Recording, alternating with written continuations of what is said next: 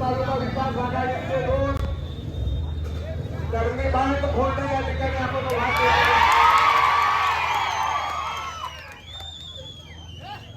तेव्हा तुम्ही नादच करायचा नाही.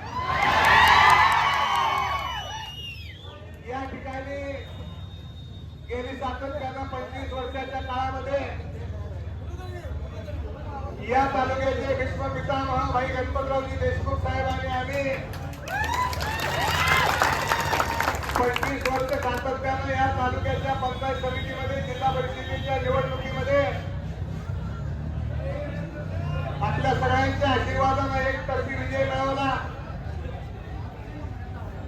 दरम्यानच्या काळामध्ये थोडस दरी निर्माण झाली, परंतु कदाचित स्वर्गात भाई गणपतरावजी देशमुख साहेबांनी कैलासवासी काकासाहेब साळुंखे पाटलांना वाटत असेल या दोघांनी पुन्हा एकत्र यावं म्हणून आम्ही पुन्हा सोबतच गोळ्याला सभा असल्यामुळे मी काय फार वेळ बोलणार नाही. आणि इथला सगळा माहोल बघितल्यावर तुमचा कुणी नाच करावा असंही मला वाटत. या ठिकाणी आपल्या देशामध्ये आपल्याला 4 वेळेला मतदान करायचे. लोकसभेला केंद्राचं शासन चालवण्यासाठी दिल्ली दरबारी पाठवण्यासाठी खासदार निवडून द्यावा लागतो. विधानसभेला या ठिकाणी आपण आपला प्रतिनिधी आमदार म्हणून निवडून द्यावा लागतो. आणि जिल्ह्याचं मिनी मंत्रालय आणि सांगोल्याचं मिनी मंत्रालय या ठिकाणी जिल्हा परिषदेला आणि पंचायत समितीला प्रतिनिधी द्यावा लागतो. आम्ही दोघांनी मिळून ठरवलं या ठिकाणी 16 जिल्हा परिषद गणामध्ये आणि जुनोनी पंचायत समिती गणामध्ये बरेच जण इच्छुक होते. आपल्या सगळ्यांच्या विचाराने यावेळेला ठरवलं की सध्या बैलगाडा शर्यतीची स्पर्धा सुरू झालेली आहे, म्हणून चांगली 2 खोंड या भागात काढावी.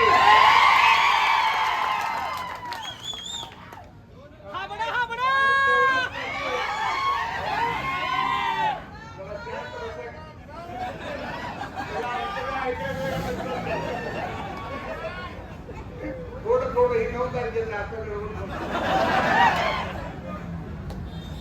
मी फार वेळ घेणार नाही. आमदार साहेब बोलतील, आम्हाला गोळ्याची सभा पण महत्वाची आहे. या ठिकाणी सांगोला तालुक्याच्या विकासाच्या बाबतीमध्ये गेली सातत्यानं 50 वर्ष कैलासवासी काकासाहेब साळुंखे पाटलांनी माननीय आमदार साहेबांनी या तालुक्याच्या पाण्याच्या प्रश्नावर निवडणुका झाल्या, आंदोलनं झाली, मोर्चे झाले. 25 वर्ष माननीय आमदार साहेबांनी मी पिता पुत्राच्या नात्यानं आम्ही या तालुक्यामध्ये काम केलं. आणि पुन्हा एकदा या तालुक्याला थोडस वेगळं बनवून लागायचं आहे, म्हणून आम्ही या ठिकाणी माननीय आमदार साहेबांनी आणि आम्ही युती केली. आणि या तालुक्यामध्ये एक वेगळी स्वतः आणि पद्धत पडायला लागलेली आहे. 50-50 वर्ष शेतकरी कामगार पक्ष, दीपक आबाचा गट, काकासाहेब साळुंखे पाटील असतील, काकी असतील, त्याच्यानंतर मी असेल,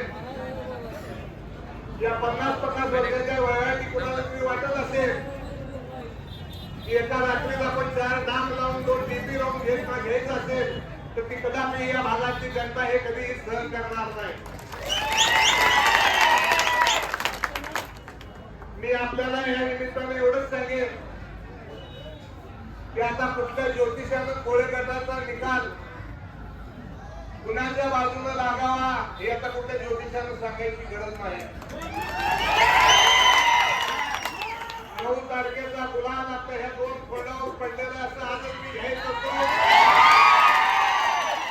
आणि आपल्याला या ठिकाणी कळकळीची विनंती करतो, आघाडीचा प्रमुख म्हणून हा उत्साह आणि हा जोश 7 तारखेच्या 5 वाजेपर्यंत आपल्याला असाच ठेवायचा आहे. मत ना मत आपल्याला पोल करायचा आहे. आणि खऱ्या अर्थानं ही निवडणूक आपल्याला अशी जिंकायची आहे. ही निवडणूक अशा पद्धतीने जिंकायची आपल्याला. जरा थांब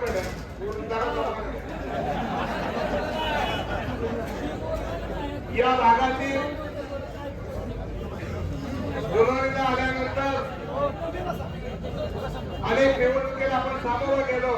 मी फार वेळ न घेता उद्याच्या 7 तारखेला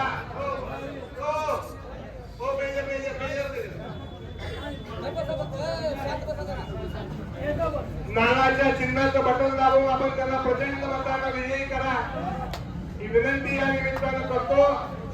एवढ्या मोठ्या संख्येने आपण